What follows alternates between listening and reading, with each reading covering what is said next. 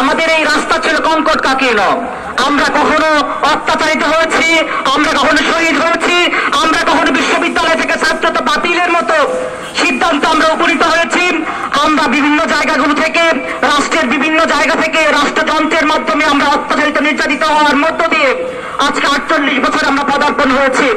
আমরা বিশ্বাস করি বাংলাদেশ ইসলামী ছাত্র শিবির যে বাংলাদেশকে সুন্দর এবং সমৃদ্ধ বাংলাদেশ গড়ার লক্ষ্যে যে সিদ্ধান্ত নিয়ে 1977 সালে 6 ফেব্রুয়ারি ছাত্র শিবির 6 জন ভাইয়ের মধ্য দিয়ে ছাত্র শিবির প্রতিষ্ঠা লাভ করেছিল। আজকে আমরা দেখতে পাচ্ছি লক্ষ লক্ষ ছাত্র শিবিরের ভাইয়েরা বাংলাদেশের শহরে, প্রান্তরে, গ্রামে বিভিন্ন জায়গায় ইসলামী আন্দোলনের কথাগুলো বলার মধ্য দিয়ে একটি সুন্দর সোনালী বাংলাদেশ গড়ার স্বপ্নকে সামনে নিয়ে আমরা একটি সুন্দর সোনালী বাংলাদেশ তৈরির লক্ষ্যে আমরা আমাদের কর্মপদ্ধতিতে বলেছি আল্লাহর এই জমিনে সকল প্রকার জুলুম নির্যাতনের মূলোচ্ছেদ করে আল কোরআন ও আল হাদিসের আলোকে ভাতৃত্ব উন্নয়নের সৌদের উপর এক আদর্শ সমাজ আমরা তৈরি করতে চাই।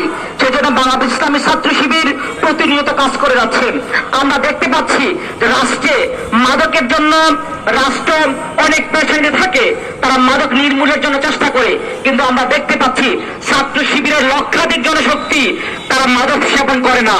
আমরা দেখতে পাচ্ছি যে রাষ্ট্র সরকার চায় ইফতিজিন মুক্ত সমাজ গড়ার জন্য, কিন্তু আমরা দেখতে পাচ্ছি ছাত্র শিবিরের লক্ষাধিক জনশক্তি ভাইরা কাউকে ইফতিজিন করে না। আমরা ক্যাম্পাসগুলোতে দেখতে পাচ্ছি ক্যাম্পাসগুলোর নিরাপদ ক্যাম্পাসে ছাত্র শিবির তৈরি করার জন্য প্রতিনিয়ত কাজ করে যাচ্ছে। আমরা চাই ছাত্র শিবির রাষ্ট্রের প্রত্যেকটা জায়গাতেই সুন্দর রাষ্ট্র গঠনের জন্য ভূমিকা পালন করে আসছে।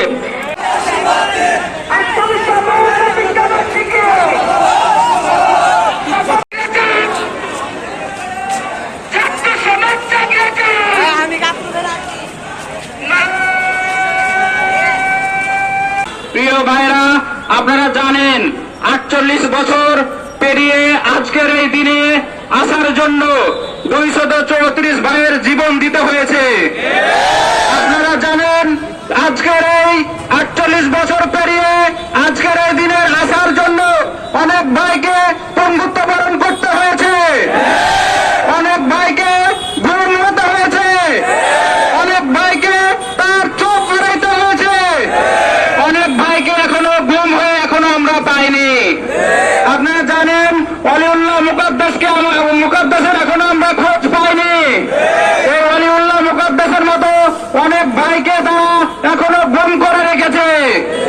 48তম বছরের এই দিনে আসার জন্য অনেক ভাইয়ের জীবনের বিনিময়ে আমরা এই সময় পেয়েছি। গত বছর আপনারা জানেন 23 সালে যখন আজকের এই দিন যখন উদযাপন করা হয়, তখন প্রতিষ্ঠাকালীন এই উদযাপন করার কারণে প্রশাসনের লোকজন আমাদের ভাইকে গ্রেপ্তার করে নিয়ে গেছিল।